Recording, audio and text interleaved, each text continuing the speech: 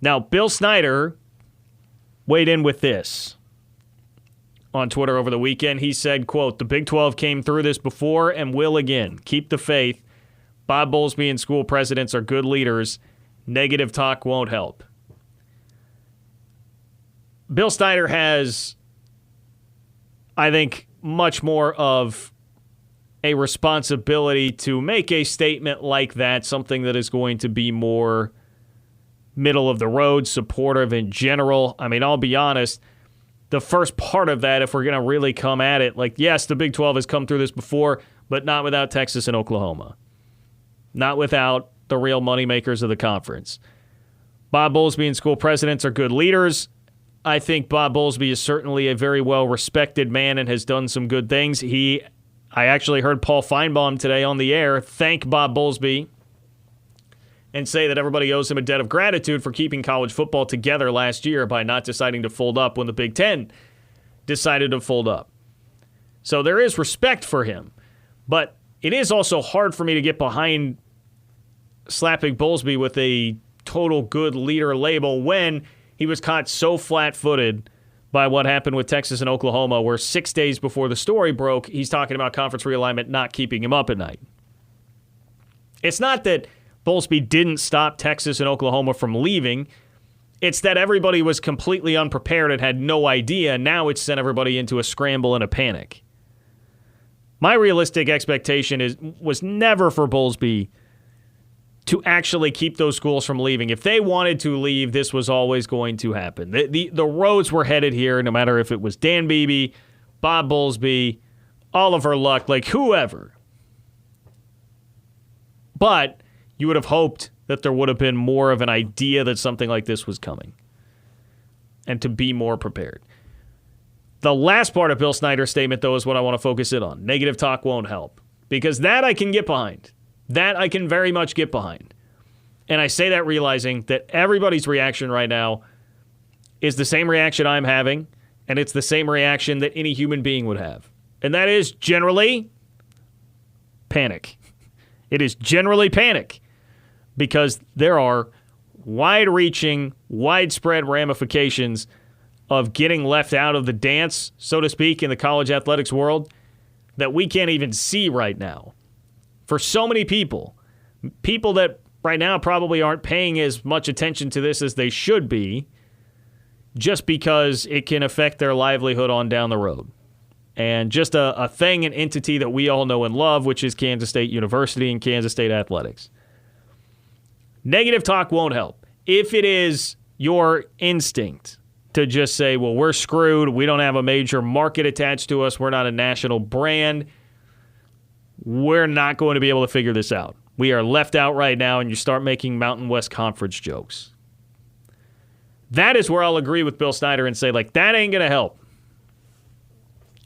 I am, as a talk show host, someone that is here to be entertaining. I'm supposed to give you my opinions. I want to just give you the real. I want to give you what my real opinion is, so I'm not going to sugarcoat K-State's position, which I think is a very tenuous one, much like the rest of the 8 teams in the Big 12 that are left. I'm not going to sugarcoat it. But at the same time, I'm also not coming on and doing this show and being like, all right, Mitch, let's plan our trip to Air Force. Let's start planning Colorado Springs vacations for the annual trip to Air Force or the biannual trip to Air Force for football games in the Mountain West. I'm also not doing that. So, yes, I think there is an element of, hey, you need to advocate for yourself. K-State needs to be projecting an image of what it has to offer. And I think that is mainly a rabid fan base, a very passionate fan base that definitely cares. Facilities that are absolutely competitive at the Power 5 level. That is one of the things, I mean, boy, this would be another angle, and I'm just brainstorming out loud here, but John Curry continues to age much more like a fine wine than I certainly would have thought when he left here, but what the work that he did on facilities helps a lot right now than where you were at 10 years ago. Competitive facilities, rabid fan base, competitive facilities, and a program that has been pretty good, tied for third in the Big 12 in wins over the last decade of the league with a Big 12 championship. So recent history of being a good Power 5 program with fans that really care and competitive facilities. There are a lot of things there that would suggest that you belong.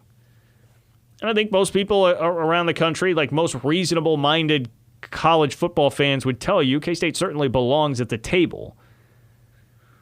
What sucks right now is just by geographic location, basically by losing the birth lottery. You know, I mean, you talk about that a lot. Like, I would say, like, look, I was born into a family that wound up living in Johnson County. I did pretty well when it comes to the birth lottery. I could have been born to a family in a third world country.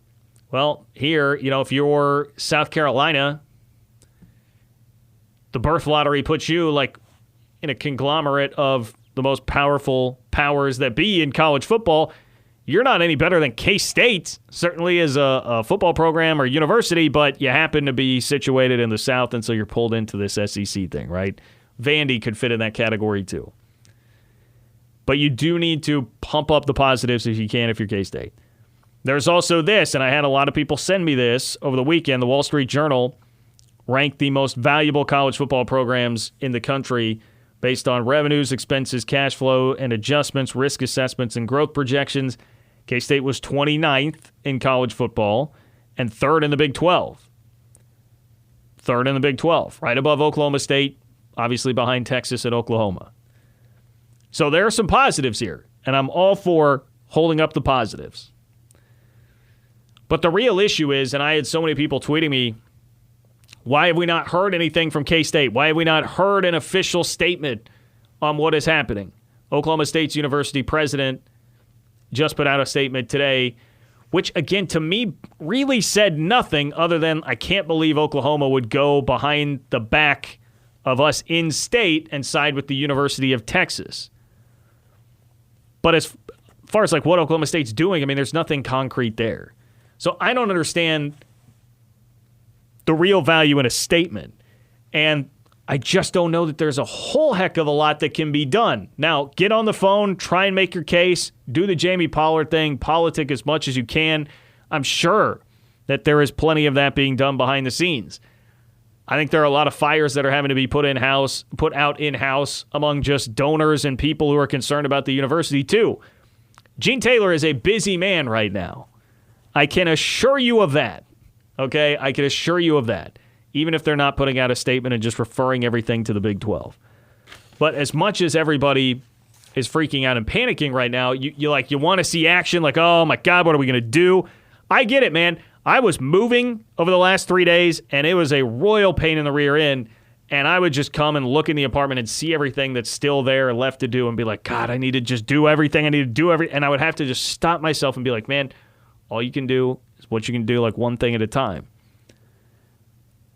The big picture here is that the rest of the college football world is not lining up to help the Big 12. They're not lining up to send you life rafts. They're not lining up to really concern themselves with it right now. They're a bigger fish to fry because the world of college athletics is moving fast and hard into bigger things than just thinking about what's happening with these 8 teams in the Big 12. So I don't know that there's a lot of concrete evidence short of me Ocean's 11ing into K-State Athletics office and like stealing Gene Taylor's cell phone and seeing what it is that he's been texting people that I can really give you or that they can really present to you right now that would be anything that would make you feel better.